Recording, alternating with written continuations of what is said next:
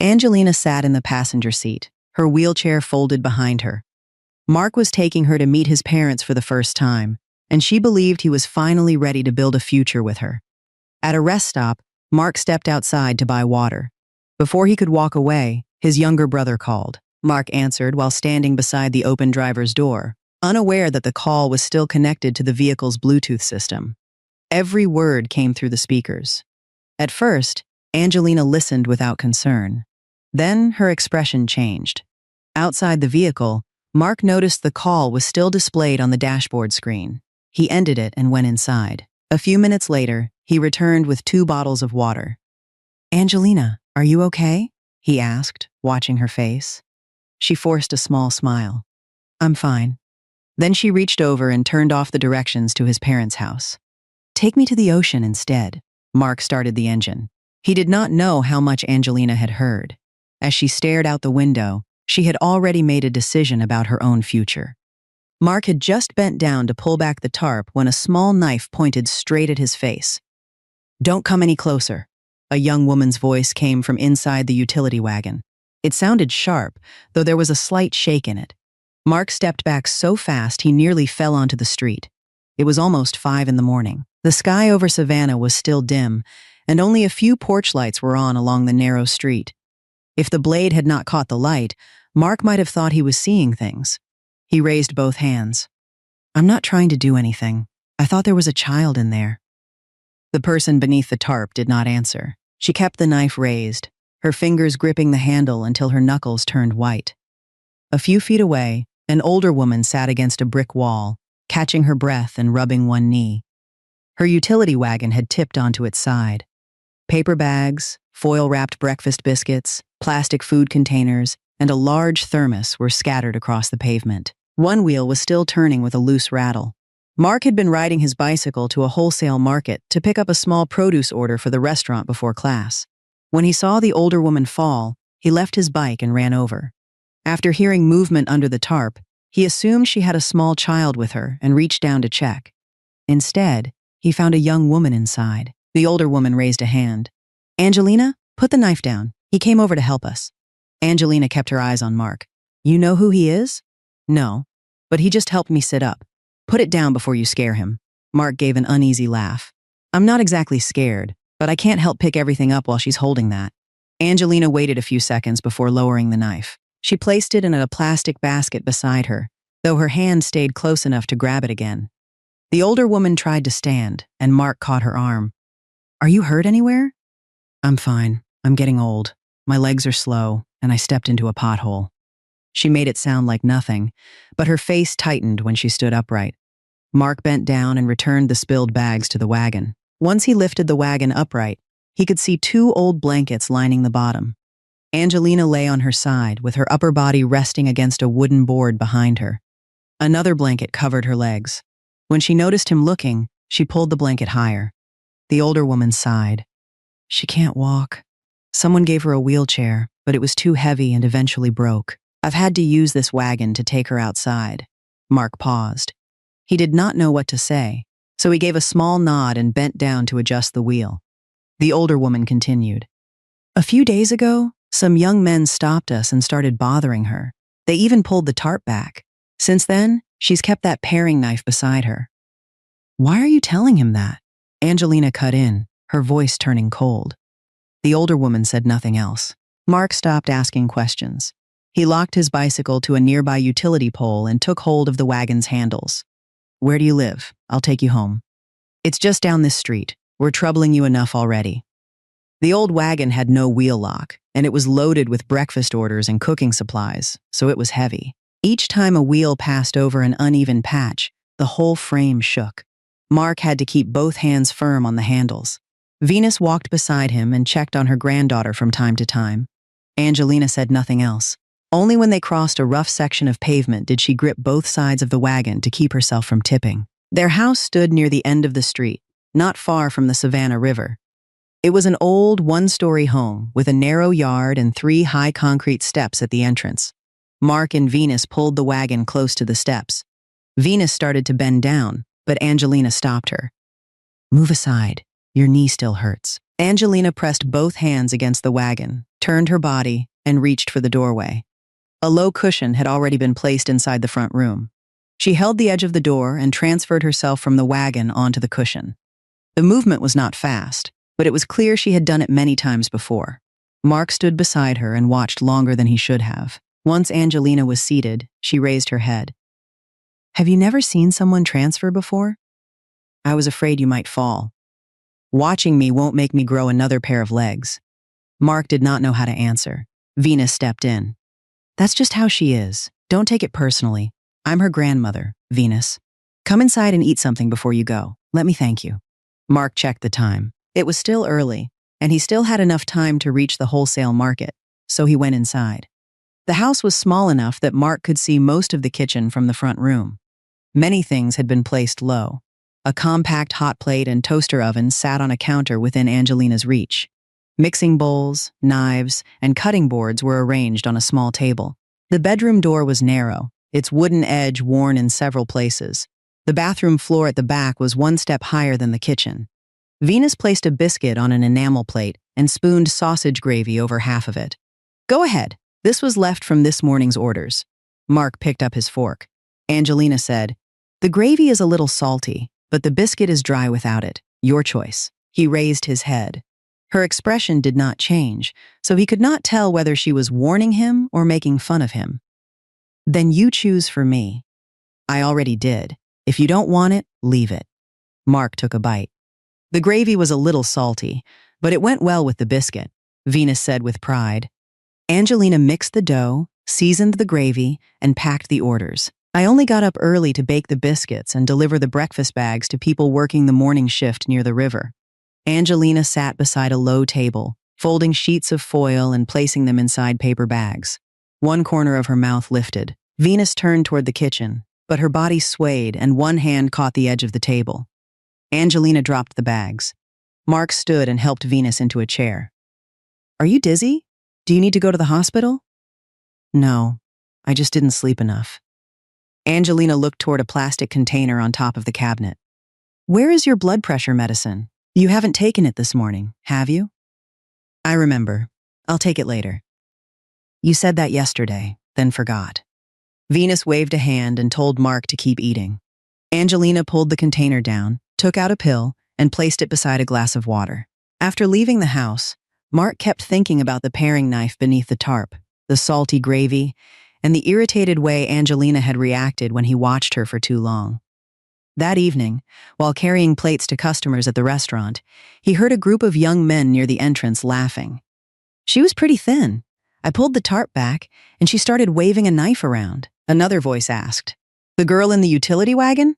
Who else? She and that old woman are always out before sunrise, looking like they're selling something illegal. I was only messing with her, but she acted like I was trying to kidnap her." The whole table laughed. The man sitting at the end waved one hand as he continued. "I shoved the wagon into the wall. The old woman almost fell, and the girl hit her head on the side of the wagon, but she still threatened to call the police." Mark stopped with a plate in his hand. The restaurant owner called to him, and he carried the food to the table. For the rest of his shift, the men's laughter stayed in his head. It was nearly 10 at night when he finished clearing the last table. Mark got on his bicycle and rode straight back to the street he had visited that morning. He knocked several times before he heard the lock move inside. The door opened partway. Angelina sat behind it, and a dark bruise showed near her temple. "Why are you here?" "I heard the men who caused the trouble talking at the restaurant. Did they do that to you?" Angelina touched the bruise, then lowered her hand. "It won't kill me." Venus came out from the bedroom. After hearing what Mark had learned, she only sighed. Mark said, "You shouldn't take her outside for the next few days. It could be dangerous if you run into them again." Angelina raised her head. "That's easy for you to say. I only mean for a little while." "How long is a little while? A week? A month? Until they forget about me?" Mark had no answer. Angelina opened the door wider. The streetlight caught the bruise near her temple. "Early morning is the only time the street is empty enough for Venus to take me outside. It's also the only time I get to see the sky beyond this house. Because of those men, I'm supposed to lock myself inside?" Mark glanced across the narrow yard and the 3 concrete steps, then toward the rough street outside and the cramped house behind Angelina. He passed obstacles like these every day without noticing them. For her, each one could stop her from leaving. Venus told them to come inside, but Angelina said she wanted to stay by the door a little longer. Mark sat on the front step, leaving some space between them. After a while, he asked, "If you could go anywhere, what would you want to see most?" Angelina gave a short laugh. "Why? I'm curious." She remained silent for so long that Mark thought she would not answer. As he was about to stand, she said, "I want to see a real tiger." Mark turned back. "What else?" "Schools of fish swimming underwater. Not fish in tanks at a market." She paused. "And the ocean. I want to know whether it's as wide as it is in books." Mark laughed. None of those things seemed difficult to him. Tybee Island was not far from Savannah. They could find an aquarium somewhere, and a tiger was not something that existed only in stories. The expression on Angelina's face changed. "You think it's simple?" "I only meant. What's simple for you isn't simple for me." Mark stopped talking. For the first time in his life, he realized how careless his laughter could sound. The next day after class, Mark found Tasha. She was studying social work and had previously completed an internship supporting people with disabilities, so she knew which organizations to contact. After hearing the story, she said, "The family can speak with a local social worker and contact a disability support organization. But filing paperwork today doesn't mean they'll have a wheelchair tomorrow." "What about the house?" "The steps are high and the doors are narrow. There are programs that help make homes more accessible, but someone has to inspect the property first. The family may also need to cover part of the cost. I can connect them with the right people and help with the paperwork, but I can't make the decision." Mark said, "That's fine. Will you help me?" Tasha studied him. "You've known her for one day, and you're already thinking this far ahead." "I saw the situation, so I asked." "Right. You saw the situation." She said nothing else and entered Venus's information into her phone. On his next day off, Mark returned to Angelina's house. This time, Mark brought a bag of groceries and claimed the restaurant owner had given him food that would otherwise be thrown away. Angelina checked the potatoes, green beans, onions, and ground beef. "What restaurant throws away food this fresh?" Mark rubbed the back of his neck. "I asked if I could buy it for less. Can you cook lunch for me? I'm terrible at it." Angelina knew he was making an excuse, but she did not expose him. She told him to place the cutting board on the low table while she sat beside it and sorted the green beans. Mark followed her instructions, but he cut the potatoes into pieces of every possible size. "Do you have something against those potatoes?" "I don't cook much." "I can tell." Venus sat by the door assembling paper bags for the next morning's breakfast orders and looked back at them from time to time. The meal was simple, but Mark had seconds. While clearing the table, he noticed a corner of Angelina's room filled with books. Every book was old. Some had faded covers, and others had layers of tape along the spine. Angelina said Venus had found most of them at yard sales, church sales, or homes that were being cleared out. She cleaned them and arranged them on the shelves herself. Mark picked up a book whose spine had been sewn with white thread. "Do you like this one?" Angelina nodded. "It's my favorite, but almost half the second part is missing." "I know." "You still read it?" "I read until there are no pages left." "Don't you want to know how it ends?" Angelina took the book from him and smoothed the curled corner of the cover. "Of course I do. But wanting something doesn't mean you'll get it." Mark did not say anything else. Before leaving, he stood beside the bookshelf for another few seconds and used his phone to note the title and the author's name. That night, after his shift ended, he did not return to his room right away. He sat beneath the light outside the restaurant, opened one used book listing after another, and typed the title into the search bar. He wanted to find the missing part of Angelina's story. For the next 3 days, Mark searched whenever he had free time. He went to 2 bookstores near campus, checked the book section inside a shopping center, and followed several listings online.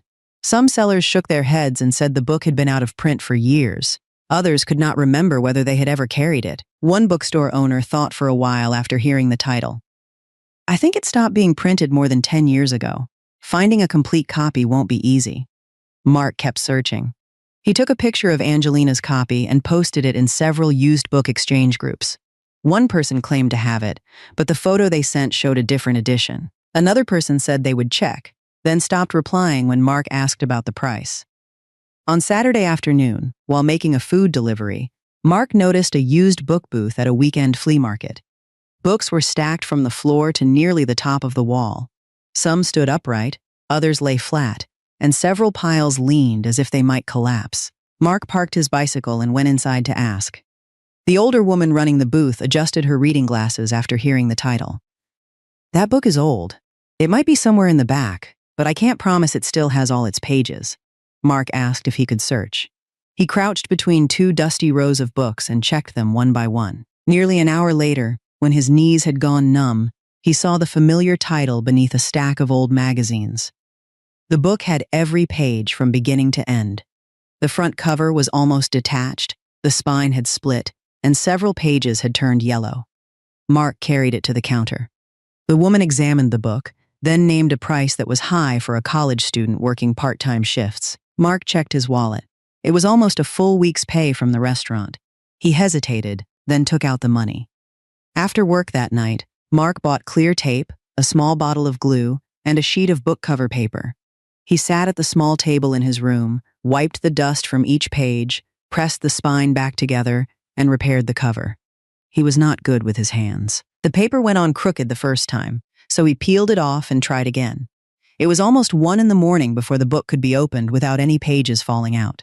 The next morning, Mark brought the book to Angelina's house. She was sitting in the front room, snapping the ends off a bowl of green beans. When she saw him, she asked, "Did you bring more food for me to cook today?" "No. Today I came to repay a debt." "When did I lend you money?"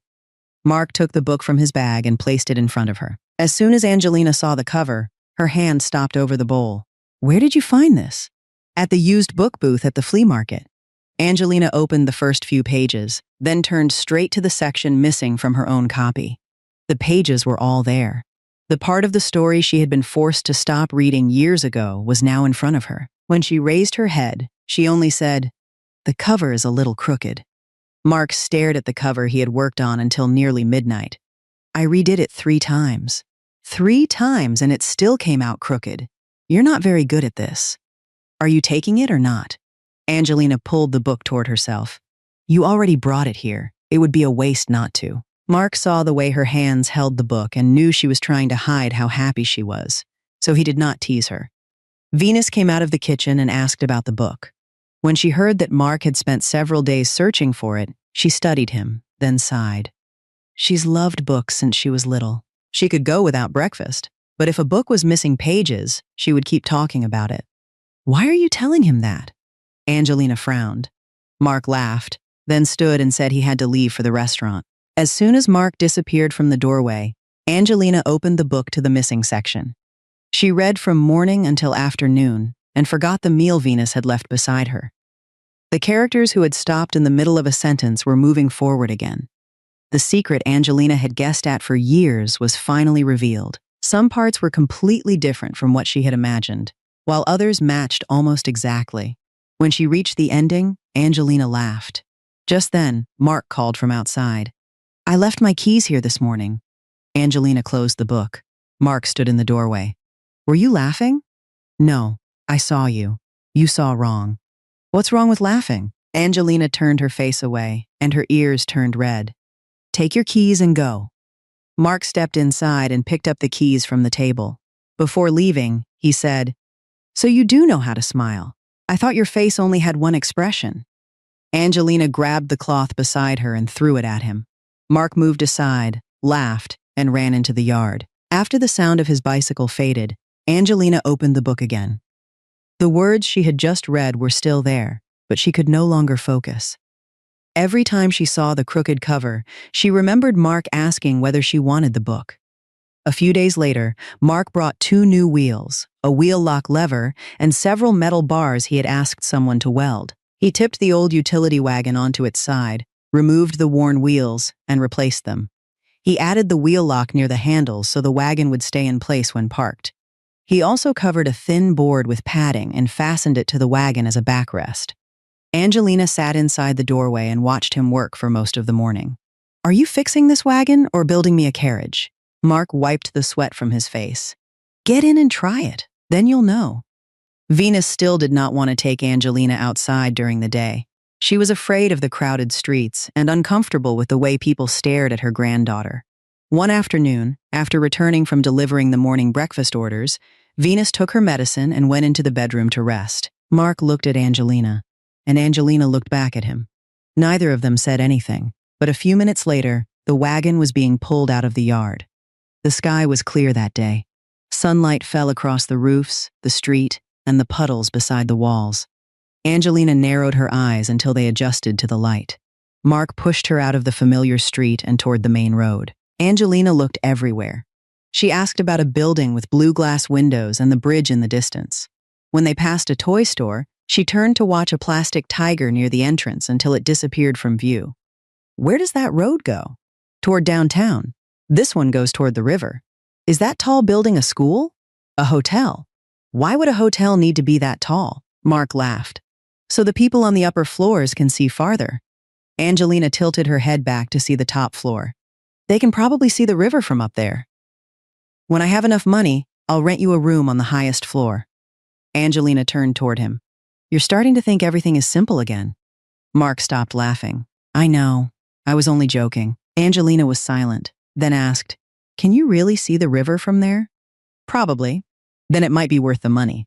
When they reached a slope, Angelina said, Push faster. Why? I want to know what the wind feels like when you move fast. Mark increased his pace.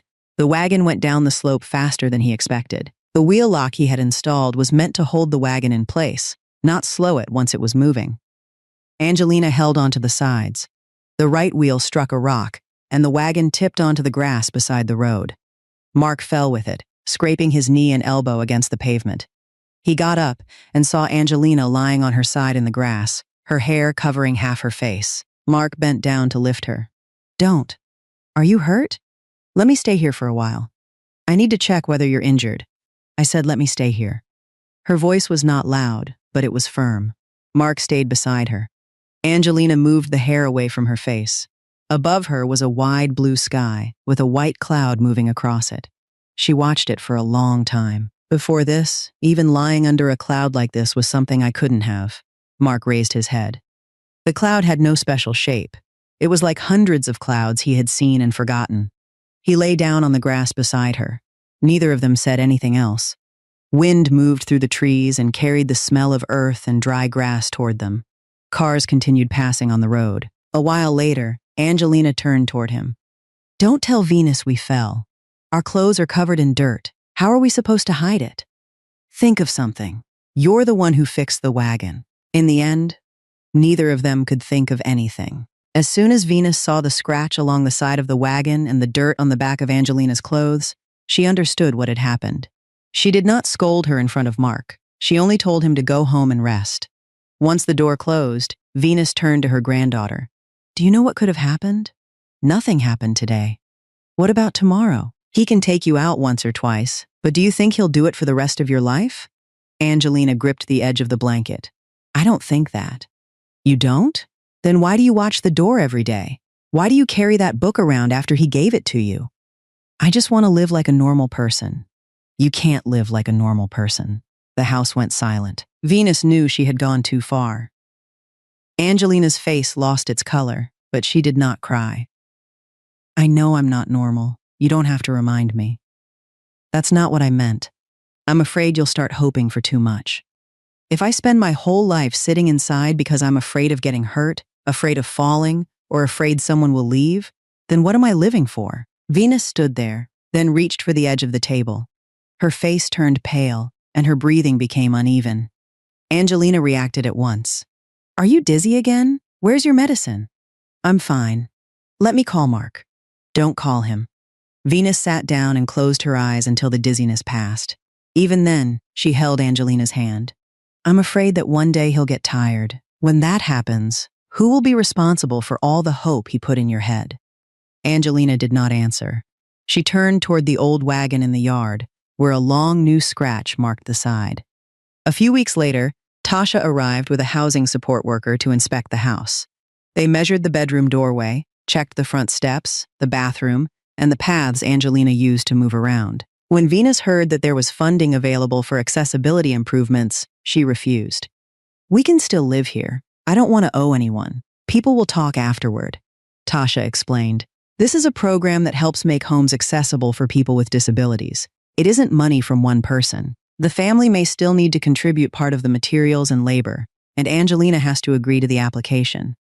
Angelina sat beside the table and listened. I want to do it. Venus turned to her. Where will we get our share of the money? I still have some savings. If it isn't enough, I'll help you prepare the breakfast orders and packaging every day and save a little at a time. Mark was standing in the yard and started to speak, but Angelina looked toward him. Don't say you'll pay for it. Mark closed his mouth. Angelina asked to sign the application herself. She read each section, asked about the parts she did not understand, then signed her name. After seeing how determined her granddaughter was, Venus agreed. The repairs were scheduled for the following week. When the workers arrived, Angelina stayed in her room. The footsteps, drilling, and voices from the front of the house made her unwilling to come out. Mark brought the book he had found and sat with her. An old notebook lay near the head of the bed. He opened it and saw pages filled with passages Angelina liked, with a few lines of her own thoughts written beside them in small, straight handwriting. They leaned over the notebook together. When Mark turned the page, their hands touched. Angelina pulled hers back. Mark looked at her. You don't have to hide. I don't hide whenever strangers come into the house. Then why won't you go outside? I prefer sitting here. All right, then I'll sit here with you. Angelina did not answer. She lowered her eyes to the notebook, but for the next several minutes, she could not read another line. Tasha returned to check the paperwork. The ramp at the entrance was almost finished, and the bedroom doorway had been widened. The old door frame had been removed and was leaning against the wall.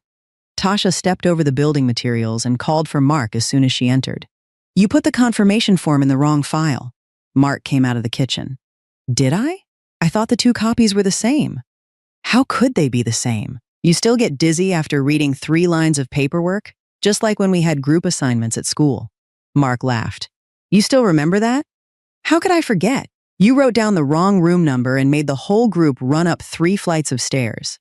They talked about the past and laughed.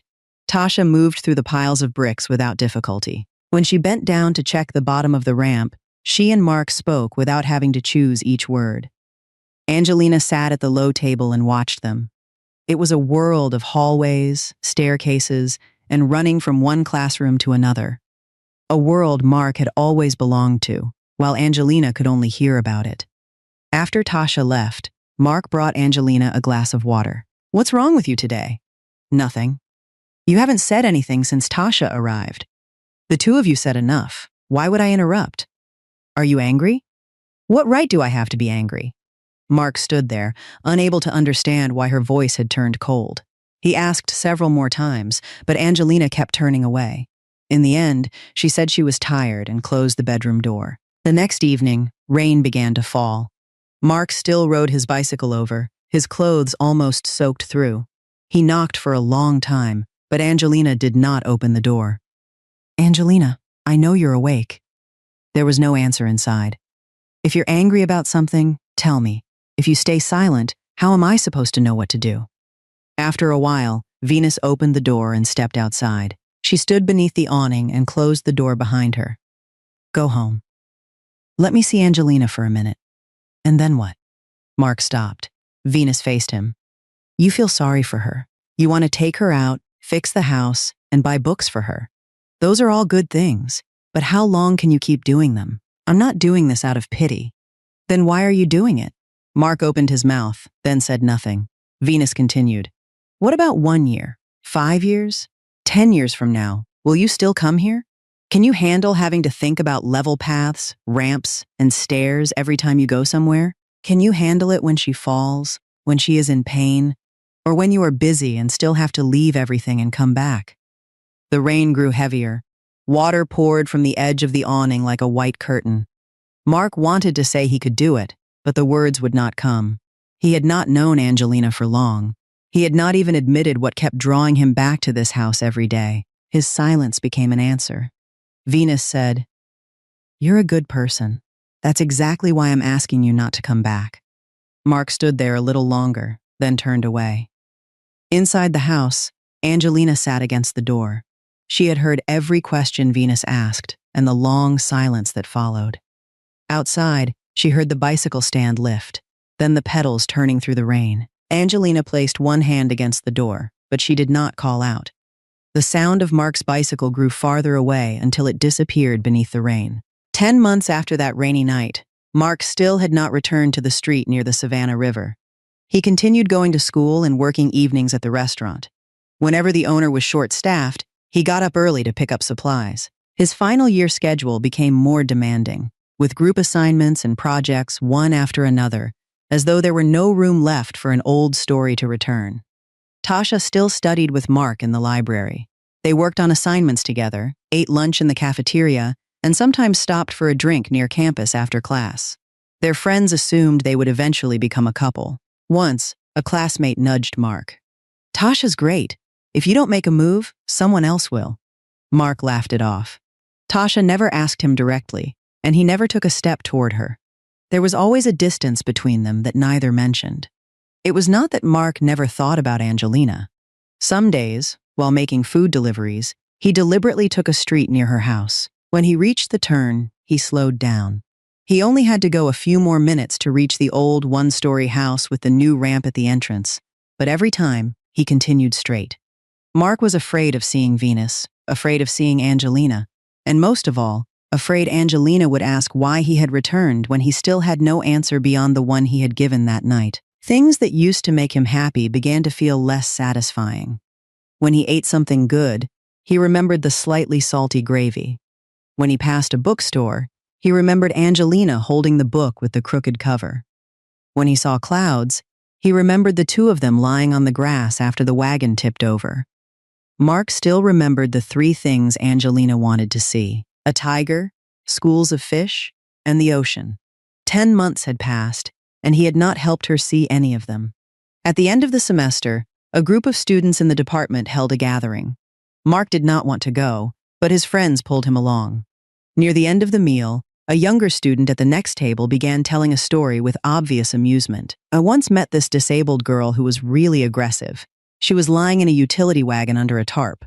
We pulled it back to mess with her, and she threatened us with a knife." Several people laughed. Mark put down his cup. "Where did this happen?" The student did not notice the change in his face. "On a street near the river. She was with an older woman delivering breakfast orders. We pushed the wagon into a wall. The old woman almost fell, and the girl hit her head, but she still acted tough." Mark stood. "You think that was funny?" The student stared at him. "It was only a joke. Nothing serious happened." "Pushing someone who can't walk into a wall is a joke? Why are you getting so worked up? She isn't your family." As soon as the words left his mouth, Mark grabbed the front of his shirt and pulled him up. The chair fell backward. People around them rushed over, but Mark still hit him once in the face. The gathering ended in confusion. Mark had to write a statement and received a formal warning for fighting. While sitting alone in the hallway and waiting to speak with the professor, he studied the scrape across his knuckles and remembered the bruise near Angelina's temple. If he no longer cared, why had he lost control the moment someone mentioned her? If he had forgotten her, why had he spent 10 months avoiding that street as though entering it would bring everything back? Mark had thought time would cool his feelings, but it had only taught him how to stay silent.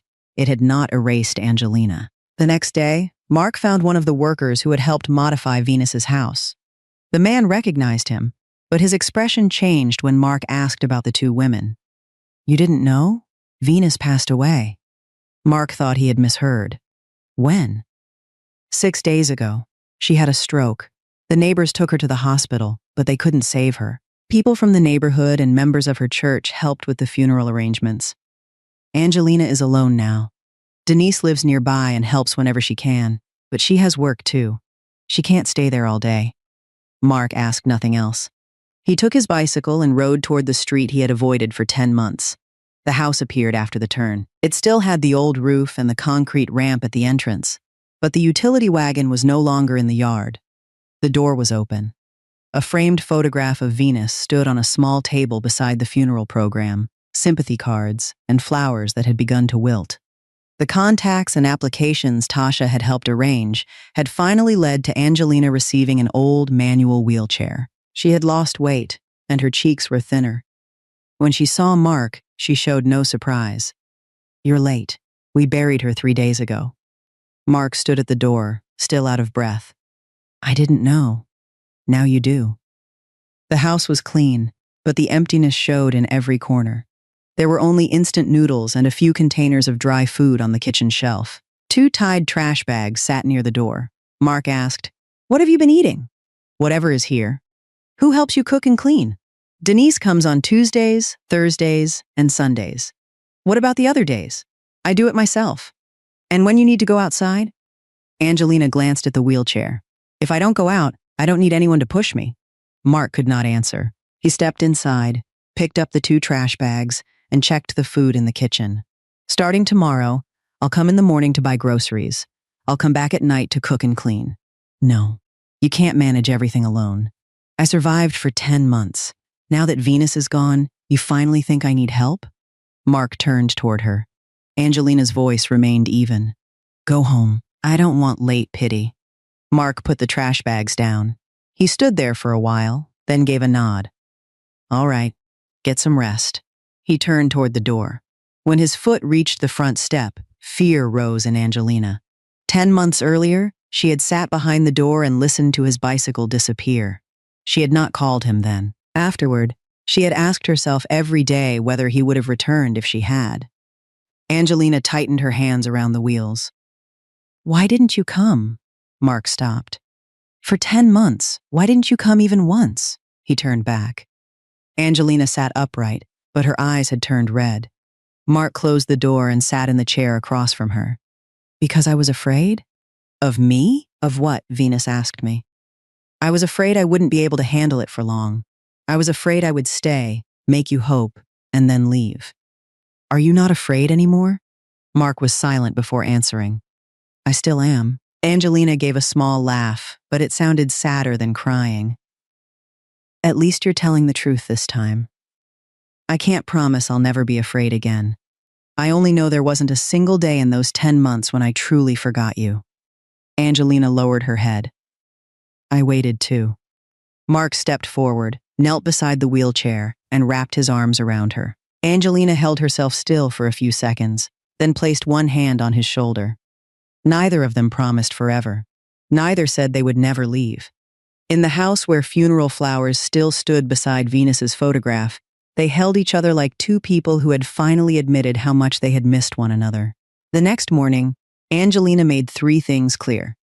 First, you can't stay just because you feel sorry for me. I know. Second, don't promise things you aren't sure you can do. Mark nodded. And third, I have to learn how to take care of myself and earn money. You can't do everything for me and turn me into someone who only sits around waiting. Agreed. Angelina studied him. One more thing. From now on, if either of us is tired, we have to say it. We can't keep it to ourselves and blame the other person later. Mark held out his hand. Then let's try moving forward together. Angelina placed her hand in his. We're only trying. Right. We'll go as far as we can and tell each other the truth. At the end of that month, Mark took a full day off and arranged a trip to the Jacksonville Zoo so Angelina could see a tiger. He booked an accessible vehicle with enough room for her wheelchair. The drive took several hours, and the path from the entrance to the tiger habitat was level but long. Mark pushed Angelina through most of the zoo before they reached it. The tiger lay beneath a tree, its orange and black coat standing out against the ground. When it heard people nearby, it rose and walked toward the fence. Angelina grabbed Mark's wrist. Can it get out? There's a fence. I know there's a fence. I can still ask. She said she was afraid, but her eyes never left the tiger. When it turned its head, she leaned to keep watching it. Her excitement was no different from that of a child seeing something for the first time after only knowing it through books. After a while, Angelina said, If I hadn't met you, I probably would have spent my whole life seeing tigers only on printed pages. Mark bent toward her. There are still the schools of fish and the ocean. I'll take you. Angelina raised her head. Another promise? This is one I want to make. They held each other's gaze. Mark took a breath. Angelina, I like you. Not because I feel sorry for you, and not because Venus died. Angelina turned her face away, one corner of her mouth lifting. I know. You took long enough to say it. For the first 2 months, Mark did not move into Angelina's house completely. He went to class during the day and worked at the restaurant in the evening. After his shift, he stopped to buy groceries and went to her house. On days when Angelina was tired or the weather was bad, he slept on a folding bed in the front room. They learned how to divide the work through small daily tasks. Angelina cooked and managed the grocery money. Mark carried heavy things, took out the trash, and washed the items she could not handle on her own. They each kept their own money. Electricity, water, and food expenses were recorded in a notebook on the table. Mark helped Angelina set up a page to sell used books. At first, she listed books she owned in duplicate or no longer needed. She priced them based on how much she valued them. A book she had searched for over several years was listed much higher than similar copies. After a week, no one had asked about it. Mark pointed at the price on her phone. "That may be too high." Angelina took the phone back. "You think no one will buy from me? I think they can find the same book for less. Then they can buy it somewhere else." Mark did not argue. That night, Angelina searched for other listings of the same titles. She compared the condition, edition, and prices, then changed several descriptions. She also removed one listing after finding that a few pages were missing.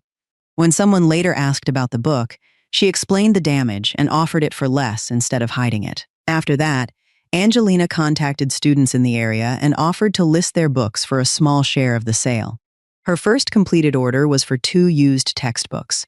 She wiped the covers, checked the pages, set the price, answered the buyer's questions, and wrapped the books on the low table. Mark showed her how to schedule a package pickup from the house. When the driver collected the books, Angelina checked the payment on her phone several times. "It isn't that much," Mark said. "It's money I earned. Looking at it a little longer isn't against the law." Exactly 2 months after returning, Mark brought his clothes and school books to Angelina's house and arranged them in the front room. That afternoon, Tasha came by to return the old home modification paperwork and said she would soon be transferring to a different internship placement. When she saw Mark's clothes hanging near the door, she paused, then smiled. "So the 2 of you decided to live together?" Angelina nodded. "We tried it for 2 months first. He moved in yesterday." At first, the conversation remained normal. Tasha asked about Angelina's book sales and looked through the notebook on the low table. Angelina had recorded the sale price, delivery fee, and the amount owed to each student whose books she had listed. Tasha told her to keep the receipts, payment records, and any documents related to the work in case she later applied for assistance with a mobility device. Before leaving, Tasha was silent for a while. "I'm glad the 2 of you found your way back to each other, but you may not like what I'm about to say." Angelina faced her. "Go ahead. Feelings won't solve every problem by themselves. Right now, the 2 of you are happy, so every difficulty seems manageable. Living together for years is different from taking a few trips or helping each other for a few afternoons. You're worried about Mark?" Tasha did not answer. Angelina asked directly, "Do you still think you're better suited for him than I am?" Tasha lowered her eyes to the paperwork in her hands. After a while, she nodded. "There was a time when I did. Mark and I went to the same school. We could go to the same places. I thought that if I waited, he would eventually notice me." Angelina tightened her fingers. Tasha continued, "But Mark never opened his heart to me. That had nothing to do with who could walk or who seemed more suitable. I'm not saying this because I want him for myself. I'm saying it because I'm afraid the 2 of you may believe love is enough." She stood and placed the paperwork on the table. "From now on, I'll keep my distance. I'll ask the agency to assign someone else to follow up on the paperwork. The 2 of you should live your own lives." After Tasha left, Angelina sat alone for a long time. Afternoon sunlight fell across the ramp outside. A newly wrapped package rested on the low table. The front room now held Mark's clothes, school books, and shoes. Angelina remembered the questions Venus had asked on the rainy night the year before. 1 year, 5 years, 10 years. She did not know how long she and Mark would stay together, but he had admitted his fear. She had also told him what she needed. They had promised to speak when they were tired, when they were afraid, and when they could no longer continue. Angelina believed that as long as they remained honest with each other, they would not reach the ending Venus had feared. The first 6 months of living together went more smoothly than Angelina had expected. Mark woke before her each morning, started breakfast, then left for class. On days when his first class started later, he had time to buy groceries and leave them on the lowered kitchen table. Angelina usually began working as soon as he left. She checked messages from customers, photographed books near the window, and wrapped each order on the low table. At first, she sold only books she owned in duplicate or no longer needed. Over time, she began accepting books from students in the area. Some brought the books to her house.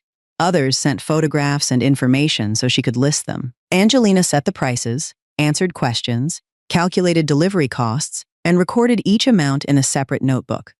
One student sent her photographs of several textbooks and said they were complete. Angelina listed them using the information he provided. A buyer ordered one of the books. When it arrived, the buyer sent a message saying several pages were missing. Angelina contacted the student, but he said he had not checked the book before sending the photographs. "That wasn't my fault," Angelina told Mark. "He told me it was complete." Mark glanced at the message. "But your name was on the listing." Angelina did not answer.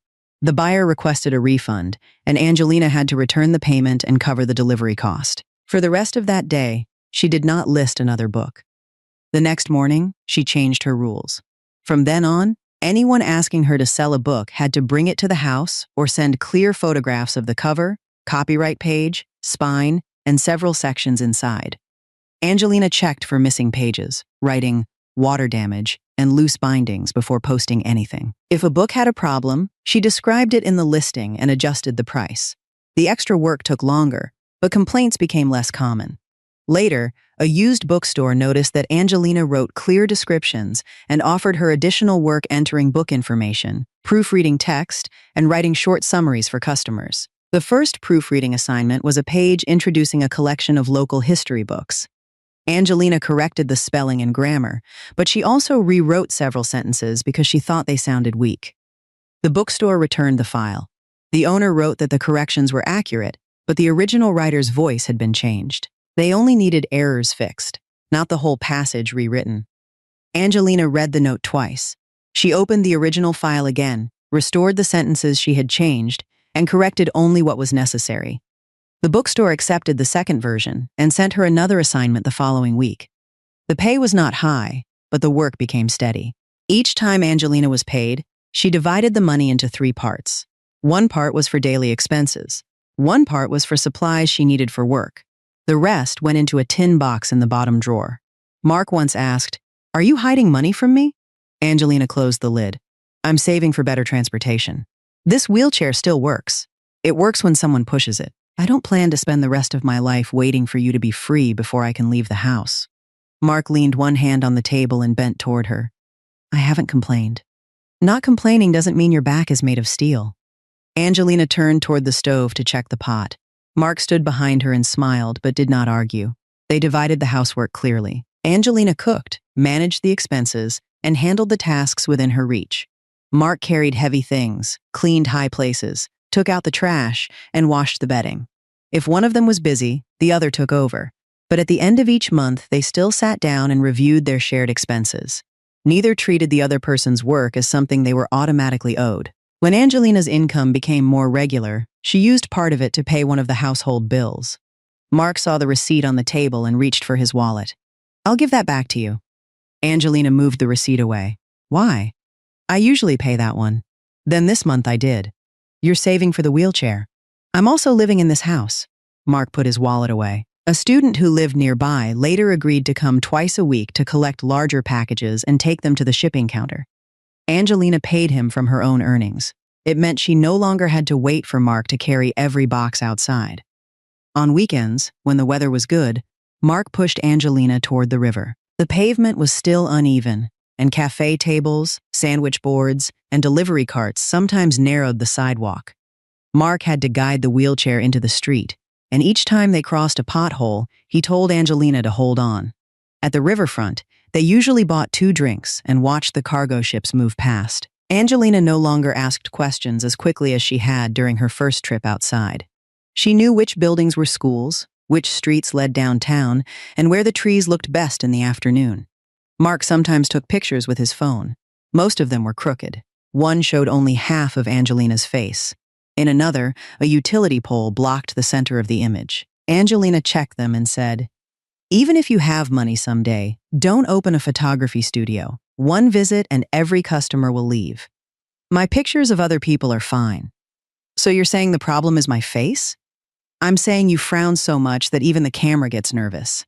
Angelina raised one hand to hit him, and Mark pushed the wheelchair forward. She held the sides and told him to slow down, but she was laughing. It was during that period that Angelina began to believe the house truly had another person in it. When she heard Mark's bicycle outside at night, she no longer feared he would pass by. His clothes hung near the door. His usual glass sat on the table. His thick textbooks were mixed in with her old books. They did not belong together, but over time they became familiar. Angelina began to think Venus might have worried too much. If she and Mark kept telling each other the truth, perhaps every problem could be handled. At the end of the year, Mark graduated. He brought home a photograph of himself in his graduation gown and placed it in front of Venus's memorial picture. Angelina wiped the frame. If she were still here, she would probably ask when you plan to start making money. Mark smiled. That isn't what she would ask. What would she ask? How many years I had managed to stay. They both fell silent. After a while, Mark bent toward her. I'm still here. Angelina looked at him but said nothing. Not long after that, Mark found a job at a shipping company. The day before he started, he sat down with Angelina and explained that he would no longer have to work evenings at the restaurant. He believed his schedule would be more stable. The salary was not high, but there was room to move forward. During the first few days, Mark made an effort to come home on time. Even when coworkers invited him to dinner or asked him to stay and get to know the team, he found a reason to leave. He rode home from work and sometimes went straight into the kitchen to help Angelina carry the pot before he had even changed his clothes. The job was not as predictable as he had expected. Some shipments arrived late. Sometimes the paperwork was wrong, and the whole department had to stay and check it again. Customers called after working hours, and Mark still had to answer. If a tracking number was wrong or a delivery was delayed, he was the first person asked to explain it. In the morning, Mark often left before Angelina woke up. At night, the food was sometimes cold by the time he came home. His phone rarely stayed silent on the dinner table. Halfway through a meal, it would ring again. Mark picked it up, stepped outside, and rubbed his forehead while he listened. Angelina did not complain. She reheated the food, set his portion aside, then returned to wrapping books. Her work continued even when Mark came home late. The student she had hired collected larger packages on schedule, so she no longer needed Mark to carry every order outside. Even so, Mark still felt that everything in the house depended on him. One evening, a coworker called and invited him to eat with the group. Mark refused, as usual. The man laughed loudly enough for Angelina to hear. You run home as soon as work ends. Does your girlfriend keep you on a tight leash? Mark glanced toward Angelina. No, I just have things to take care of at home. He ended the call and continued eating. Angelina said, You can go with them once in a while. There's no need. You just started there. You should spend time with your coworkers. I'm already home eating. Why would I go out again? His answer sounded ordinary, but it came too quickly, and he did not look at her. The next morning, Mark had already taken his bicycle outside when he remembered a folder he had left behind. He ran back in to get it. When he stepped outside again, he checked the time and let out a heavy breath. From the house to the office, from the office back home, from the dinner table to the ringing phone, every day Mark felt as though he was running between two places. If he slowed down, something on one side would be left unfinished.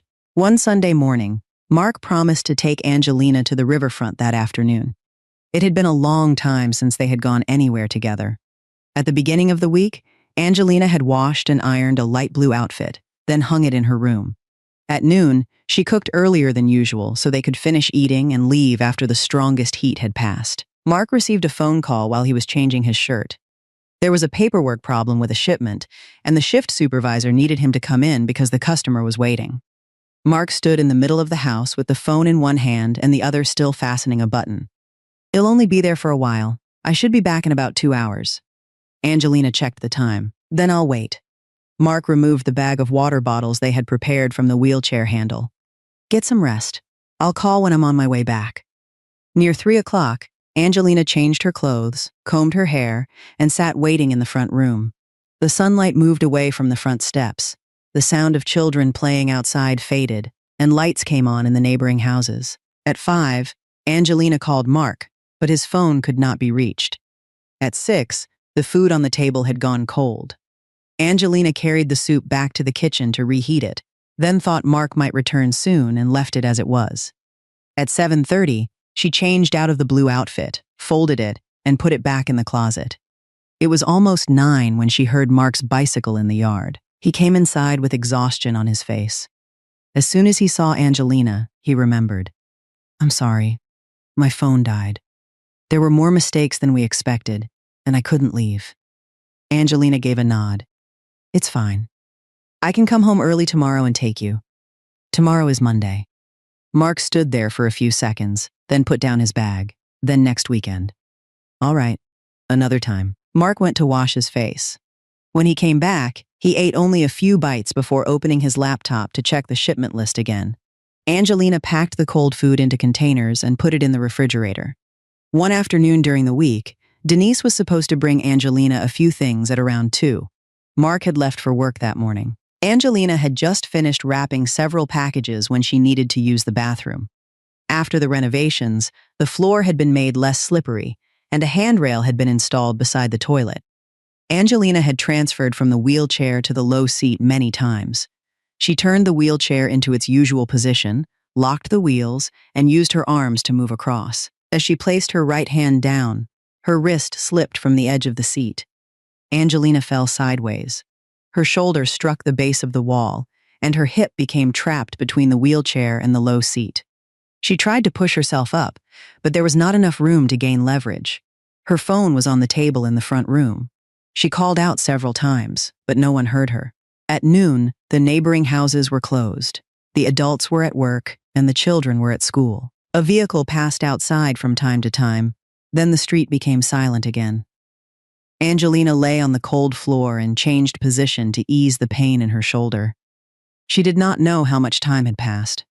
By the time she heard the lock moving at the front door, her throat was dry. Denise called from outside. "Angelina, I'm coming in." Angelina answered as loudly as she could. Denise ran inside. When she saw Angelina on the floor, she called another neighbor to help lift her back into the wheelchair. Mark received the call while he was meeting with a customer. He ended the conversation and went straight home. After confirming that Angelina was not seriously injured, he remembered the customer was still waiting. His phone showed several missed calls from the office. That afternoon, Mark returned to work and was reprimanded in front of the entire department. When Mark returned home, the first thing he did was move the table that held Angelina's phone closer to the bathroom door. He cleared several objects from the floor, pulled the low seat into a different position, then checked the distance between the wheelchair and the handrail several times. Angelina watched from the front room. "What are you doing?" "Moving things around." "I didn't ask you to move them." "That area is dangerous." Mark came out and pulled Angelina's wheelchair slightly to one side. "From now on, don't use the bathroom by yourself. Wait until I get home or until Denise comes over." Angelina thought she had misheard him. "You leave in the morning and come back at night. I'm supposed to wait for you before I use the bathroom? At least don't transfer when no one else is in the house." "I've done it on my own many times, and today you fell. Falling once doesn't mean I have to give up taking care of myself." Mark set the low seat down hard. "Do you know I was with a customer when I got the call? I left him sitting there and ran home. I spent the whole afternoon being questioned about why I walked out of work." Angelina said nothing. Mark also realized what he had just said. He turned his face away and took a breath. Angelina asked, "Are you blaming me?" "I'm not blaming you." "Then why are you telling me all of that?" "I only want you to be more careful. I can't leave work and run home every time something happens." The house went silent. Angelina studied the things Mark had moved without asking her. "So your solution is to take away all my independence?" "I'm not taking anything from you. You're deciding what I can do and when I can do it without even asking me." Mark pressed his lips together. "I'm afraid something will happen to you. And I'm afraid I'll become someone who can only sit and wait again." Neither of them said anything else. That night, they slept on opposite sides of the wall, but neither slept for long. The next morning, Angelina called Denise and asked her to come over. The three of them discussed possible solutions. Angelina began carrying her phone in a small crossbody pouch instead of leaving it on a table. Over the following week, the support program helped her obtain a waterproof personal emergency button that she could wear around her neck. Pressing it would contact a monitoring service and alert Denise as her emergency contact. Denise kept a spare key so she could enter the house when necessary. Mark and Angelina also adjusted the position of the low seat and wheelchair together, testing the distance from the handrail until Angelina could transfer without her wrist reaching across an empty gap. They could not remove every risk, but the decisions were made with Angelina rather than for her. Even so, each time Mark left for work, he turned back and reminded Angelina to check her phone. Some days, after reaching the end of the street, he called and asked what she was doing. Angelina answered every question without snapping at him. After each call, however, she touched the emergency button hanging against her chest and sat there for a while. Not long after that, Mark's supervisor offered him a 3-month assignment in Atlanta. An employee there had left unexpectedly, and the company needed someone to help process shipments and coordinate with a partner. If Mark did well, he would be considered for a position with better pay. His manager told him, "You're still young. A few months away will give you experience. Opportunities like this don't come often." Mark read the proposal several times. 3 months was not long. Atlanta was still in Georgia, but it was far enough from Savannah that Mark would not be able to come home regularly. He thought about the small house, the emergency button Angelina wore, and the packages waiting for pickup. At lunch, he called Denise and asked whether she would be busy over the next few months. She said, "I still have to work. I can stop by a few times a week, but I can't come every day." Mark did not ask Angelina. That afternoon, he turned down the assignment. One of his coworkers heard about it. "Did you think this through?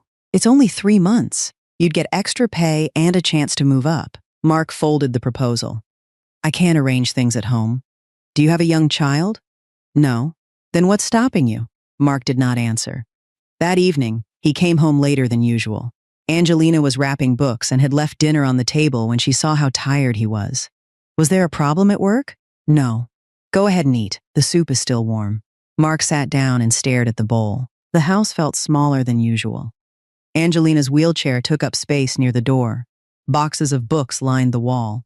Her phone rested in the pouch against her chest, and the pickup schedule was written beside the order list on the table. Mark had chosen to stay, but part of him still expected Angelina to understand what the choice had cost him, even though he had never told her about the assignment he had refused. The truth about the assignment came out almost a week later. Mark was in the shower when his phone rang on the table. The call continued long enough that Angelina thought it might be urgent, so she moved closer and answered. A man's voice came through. "Mark, I'm asking one last time whether you've changed your mind about Atlanta. They still haven't found anyone. It's only 3 months. It would be a waste to turn it down." Before Angelina could answer, the man asked, "Mark, are you there?" "He's busy. I'll tell him to call you back." Angelina ended the call. Mark came out of the bathroom, drying his hair. "Who was that?" "Your coworker. He asked whether you had changed your mind about Atlanta." Mark's hand stopped. Angelina watched him. "What is this about?" "The company asked me to work there for 3 months." "Why didn't you tell me?" "I already turned it down." "I asked why you didn't tell me." Mark put the towel down. "What would it have changed?" "I had a right to know. If you knew, you would have told me to go. But if I left, who would stay here?" Angelina faced him. "Did you ask me?" "I didn't need to ask. You decided for me again. I only did what had to be done." "For whom?" Mark did not answer. Angelina continued. "Did you refuse because you didn't want to go, or because you think I can't live without you? Why does that difference matter?" "Because you used me as the reason for a decision I wasn't allowed to be part of." "What did you expect me to do? Leave you alone for 3 months? I could arrange hourly support. Denise could come on the days I needed help, and I could reorganize the book pickups." "You make it sound easy." Angelina's expression changed. "You used to think everything I wanted was easy too." Mark fell silent. Angelina moved toward the table and opened the notebook where she kept her work records. "I already checked the cost of hourly support. My proofreading income could cover part of it. The student who takes the larger packages could come 1 extra day each week. Denise wouldn't have to come every day. I could schedule her for the days I had to leave the house or receive heavier deliveries." Mark read the figures without replying. Angelina continued. "I'm not saying the plan would be perfect. I'm saying you should have let me try to arrange it before deciding I couldn't." Mark gave a tired laugh. "And if something happened?" "Then we would decide after we had all the information." You didn't even give me that chance." Angelina turned her wheelchair toward the bedroom. Before closing the door, she said, "We promised to speak when we were tired and when we were afraid. You didn't do that." That night, Mark slept in the front room. Angelina lay in the bedroom and heard him turn over again and again. What frightened her was not the assignment in Atlanta. It was that Mark had begun giving up things she had never asked him to give up, then hiding those choices until she did not even know what kind of debt was being placed on her. More than a month later, the left wheel of Angelina's manual wheelchair broke. Each time she pushed it, the wheel squeaked and pulled to one side. Mark turned the chair over and checked it. "The bearing is damaged. It needs to be replaced." "When?" "I'll fix it this weekend." Angelina nodded. That weekend, something came up at work, and Mark was gone from morning until night. He said he would do it the following week. The next week, an urgent shipment had to be handled, and he missed the promise again. The wheelchair still worked inside the house, but the damaged wheel made it difficult for Angelina to control outside. For nearly 3 weeks, she could not leave the street or take the larger book packages to the shipping counter herself. Angelina called a repair service. The first person quoted a price she thought was too high, so she did not agree. She called 2 more repair workers, asked about the cost of the bearing, the labor, and the home visit, then chose the one with the clearest price. When the repair was finished, she tested the wheelchair to make sure it moved straight and the wheel no longer pulled to one side before paying with her own money. One evening, Mark came home and saw that the wheelchair had been repaired. The wheel moved smoothly, and the new bearing was still clean. "Who fixed it?" Angelina was checking an order and did not raise her head. "I called a repair worker." "Why didn't you wait for me?" "I waited almost 3 weeks. I said I would fix it when I had time." "You didn't have time." Mark turned the wheel, his face tightening. "You could have told me first. I used my own money to repair my own wheelchair. Do I need your permission?" "I'm not saying you need permission, but when you do this, it feels like you think I can't help with anything." Angelina put down her phone. "What do you want from me?" Mark paused. "Do you want me to depend on you, or do you want me to take care of things myself? When I wait, you're busy. When I solve it, you get upset." Mark released the wheel. "I just don't like being treated like an outsider. An outsider wouldn't be angry because I repaired my own wheelchair." Angelina turned back to the table and finished sealing the package.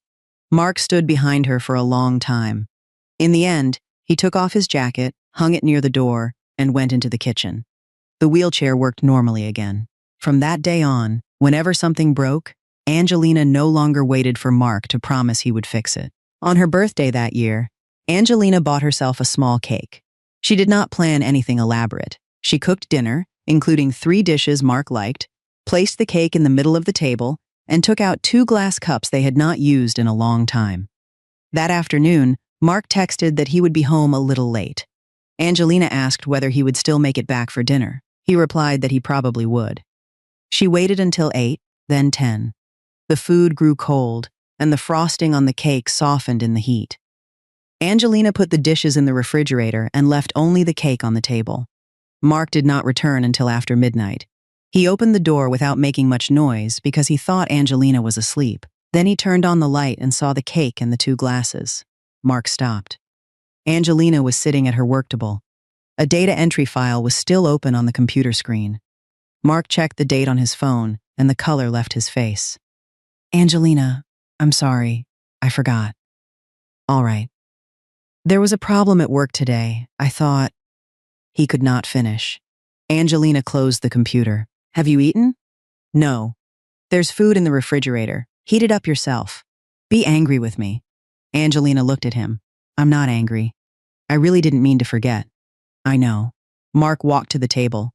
He placed one hand on the back of her chair but did not touch her shoulder. "I could leave work early tomorrow. We could go somewhere." Angelina shook her head. "Keep working. A birthday is only one day." She turned her wheelchair and went into the bedroom. Mark remained in front of the small cake. There was no name written on it, only a single candle that had never been lit. If Angelina had become angry, he might have known how to apologize. Her calmness made him understand that she no longer expected him to remember. A few days later, Mark took an afternoon off. He cleaned the house, carried the blanket from the folding bed outside to air, then went to the market to buy food. That evening, after they finished eating, Mark sat across from Angelina. Come home with me this weekend. Angelina raised her head. To your parents' house? Yes. They've known about us for a long time, but they haven't met you. I want to take you there. Angelina watched him for a long time. Why now? Because I want to be serious about our future. Are you sure? Mark clasped his hands beneath the table. I'm sure. He answered too quickly and turned his eyes toward the stack of books near the wall. Angelina did not ask anything else. All right, they'll go. Mark released a breath and began talking about the route, what time they should leave, and the need to rent a vehicle with enough room for the wheelchair. He planned everything, from the rough sections of road to whether his parents would need to place a temporary ramp over the step at their front door. Angelina listened and gave a few responses. The night before the trip, she packed her clothes in a small bag. She brought one change of clothes, the medicine she usually took, her phone, and a few personal items.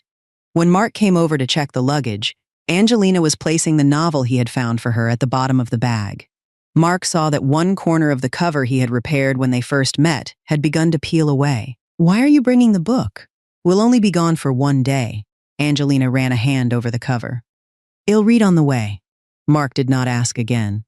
The next morning, he took Angelina out early. Before they left, Mark checked the wheelchair straps several times and connected his phone to the vehicle's sound system so they could hear the directions. Angelina sat in the passenger seat with the small bag at her feet and the novel at the bottom of it. They did not head toward his parents' house right away. Mark turned toward Skidaway Island and said he wanted to take Angelina somewhere first. Nearly half an hour later, they stopped in front of a small marine education center. When did you find this place? Angelina asked. A few days ago. It isn't large, but the paths are accessible and wheelchairs can get inside. Mark got out, unloaded the wheelchair, and helped Angelina transfer into it. He pushed her toward the entrance, appearing more excited than she was. The gate was locked. A sign stated that the center was temporarily closed for repairs and that no reopening date had been set. Mark called the number posted beside the entrance, but no one answered. He checked the sign again. They must have closed recently.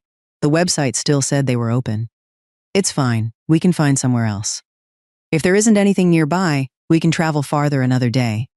Mark returned to the wheelchair and placed his hands on the handles. I'll bring you another time. Angelina did not respond.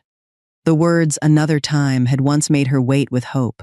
Mark had used them after missing their trip to the riverfront, when her wheelchair needed repairs, and after forgetting her birthday. Each time, he had meant to make it up to her. The next chances had only become less frequent, while the promises remained where they had been made. Angelina did not mention the schools of fish again. Mark helped Angelina back into the vehicle, and they continued the trip. Near noon, they stopped at a rest area. Behind the building was a wide courtyard with 2 rows of trees that had lost most of their leaves. Several low steps separated the parking lot from the courtyard, so the wheelchair could not get through. Angelina looked outside. Can you carry me to the trees for a while? Mark opened the door and studied the distance from the parking lot to the stone bench.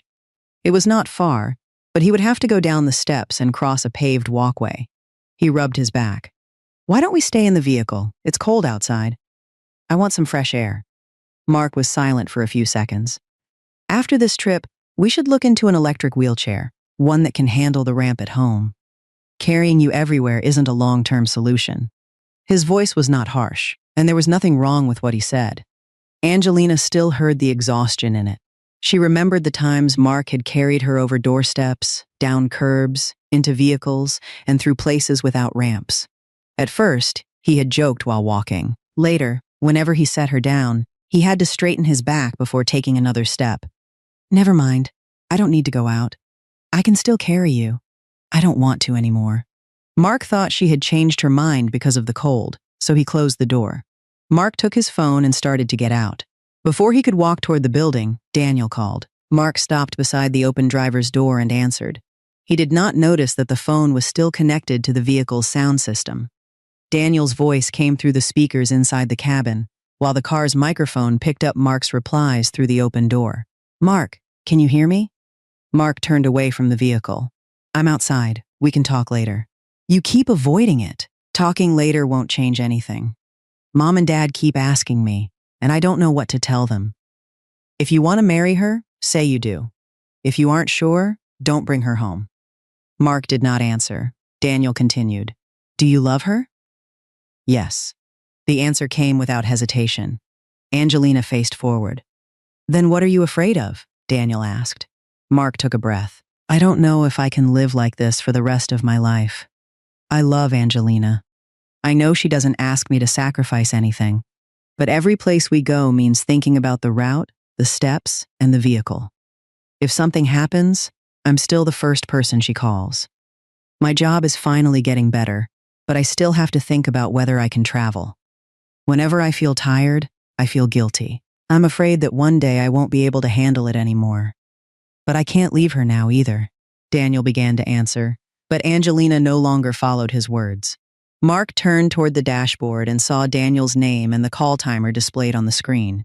He ended the call. He closed the driver's door and went into the building. A few minutes later, he returned with 2 bottles of water, placed them in the center compartment, and avoided Angelina's eyes.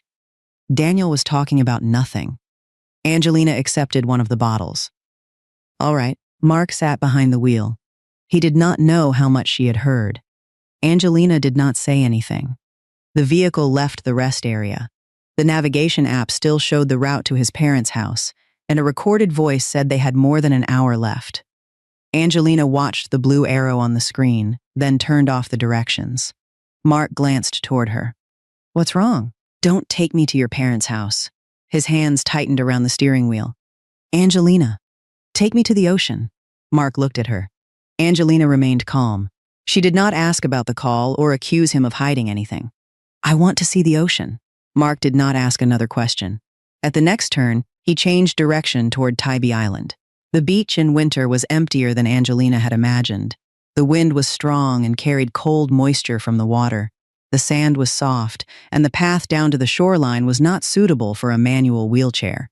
Mark turned his back to Angelina and lowered himself in front of her. Get on.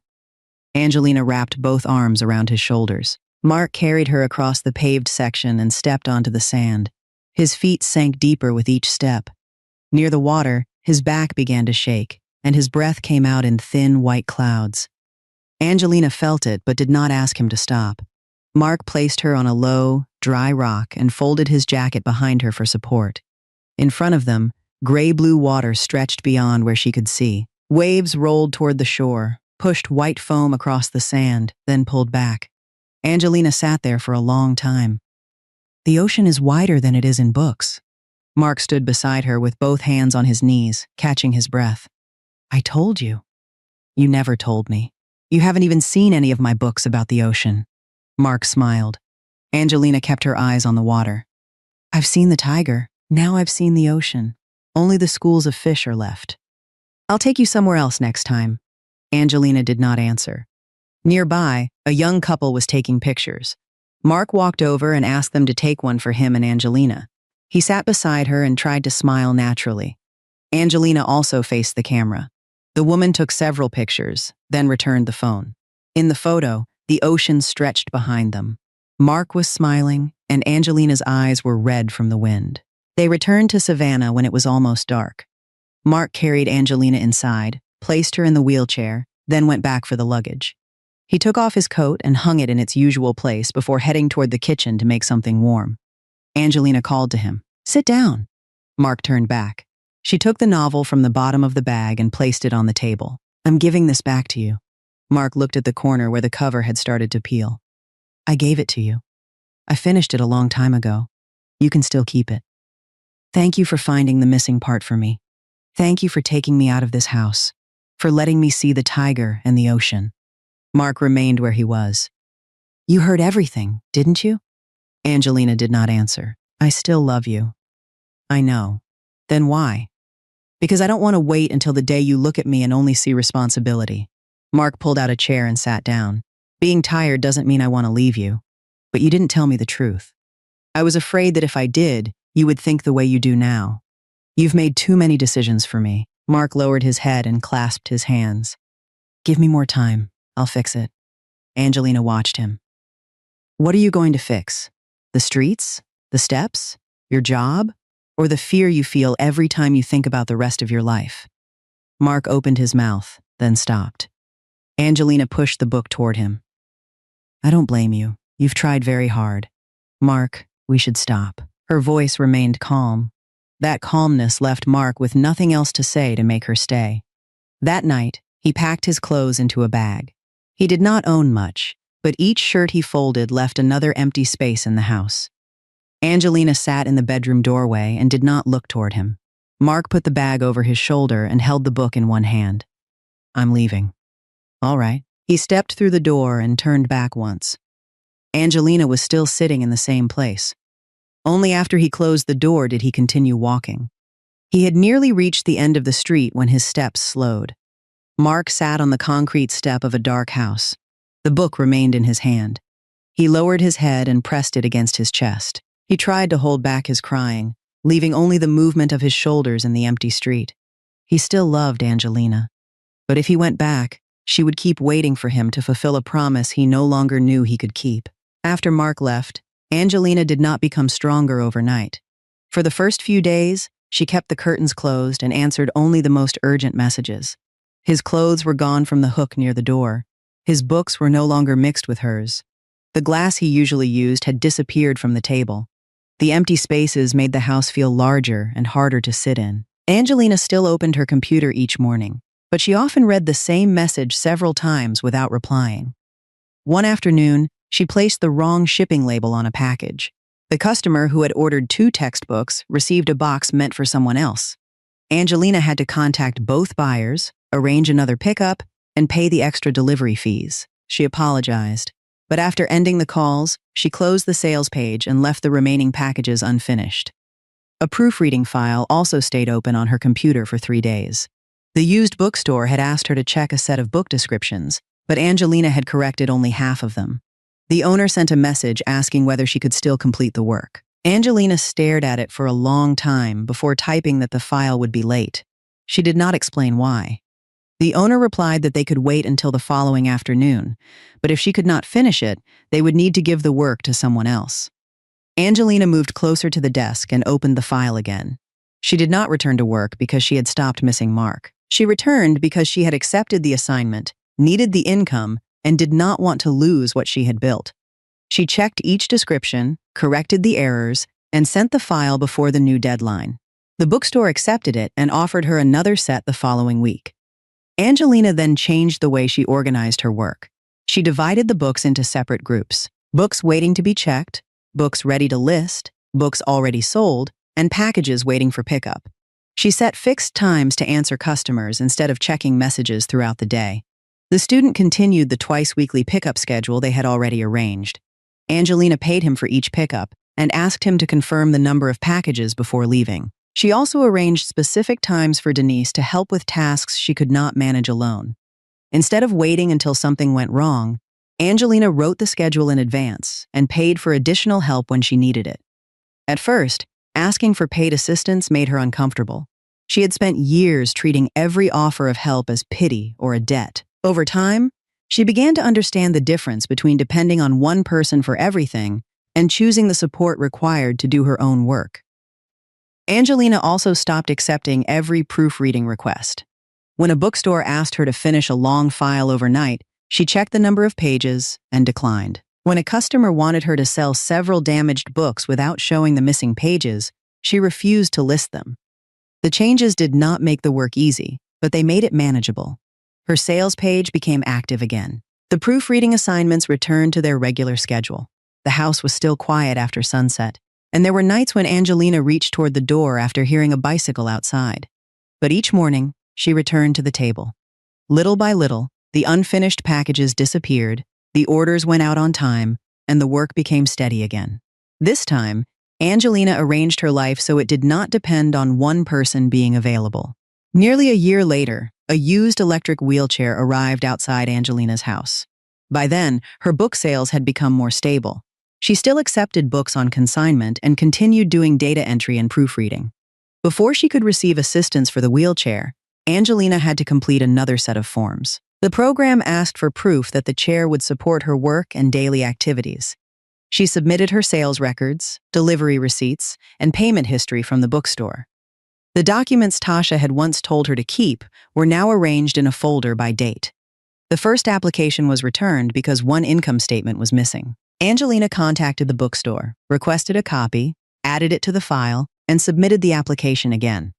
The program covered part of the cost, but the amount Angelina still had to pay was larger than she had expected. She opened the tin box beneath the cabinet and counted the money she had saved for almost 2 years. Using it would leave her with little emergency savings. For several days, she kept the payment form beside her computer without signing it. In the end, Angelina decided the wheelchair was not a luxury. It would allow her to receive books, travel short distances, and leave the house without waiting for someone to push her. She used her savings to cover the remaining cost. Denise helped her receive the wheelchair. She walked around it once and checked the tires. "It's used, but it still looks good. Try it. Go slow." Angelina placed one hand on the control stick. The wheelchair moved forward, drifted slightly to one side, then stopped. She pulled her hand back. "I barely touched it." Then barely touch it in the other direction. Angelina tried again. The chair turned too far and bumped against an empty cardboard box near the wall. Denise moved the box aside. "Nothing broke." Angelina practiced in the yard for several days. She moved forward, reversed, and turned within the narrow space. At first, she stopped too late and struck the wooden edge of the doorway. Another time, one wheel slipped off the side of the path, and Denise had to help guide it back. Angelina continued until she could control the speed and turn without hitting anything. When she was ready, Angelina positioned the wheelchair at the top of the ramp inside the doorway. Denise stood a few steps behind her, ready to move if the chair drifted toward the edge. "Do you need me to come with you?" "No." Angelina moved the control stick forward. The wheelchair traveled down the ramp and onto the sidewalk. No one held the handles behind her. No one told her to hold on. For the first time, Angelina left the house by herself. A few months later, Angelina booked a wheelchair-accessible ride to Tybee Island. She told the dispatcher that she used a power wheelchair and confirmed that the van had a ramp or lift. She also scheduled the return pickup for 4 that afternoon. When they arrived, the driver lowered the lift and waited until Angelina had reached the pavement. "Do you need me to go with you for a while?" "No, I'll meet you back here at 4. Angelina secured a folded route map, her return ride confirmation, and a small visitor brochure beneath the strap across her lap, then guided the wheelchair along the road near the coast. The wind was as strong as it had been the first time she came there. The difference was that no one was walking behind her, and no hands held the chair when the path leaned to one side.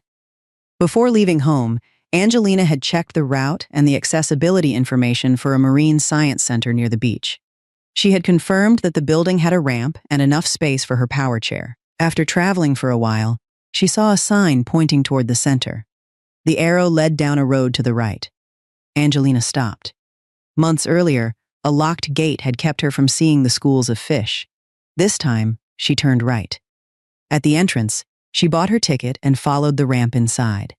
Several saltwater tanks displayed marine life found along the Georgia coast. In one of the longer tanks, a school of silver fish moved together, changed direction, and separated when a larger fish passed above them. Angelina guided the chair closer to the glass. No one stood behind her to explain what she was seeing.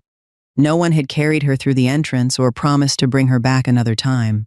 She remained there until another group of visitors entered. The tiger, the ocean, and the schools of fish. She had now seen all 3.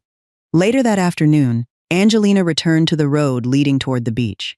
A gust of wind pulled the route map, return ride confirmation, and visitor brochure from beneath the strap on her lap. Angelina caught the map against her sleeve, while the other 2 sheets landed near the front wheel. She stopped the chair, leaned down, collected them, and secured them beneath the strap before continuing toward the water. Mark had not been able to travel the entire road with her, but the time they had shared had shown Angelina that a world existed beyond her front door. She no longer needed to wait for someone else to take her into it. Several weeks later, Angelina attended a small community book event in Savannah. She arranged used books across a table and placed a handwritten sign beside them, offering consignment and proofreading services.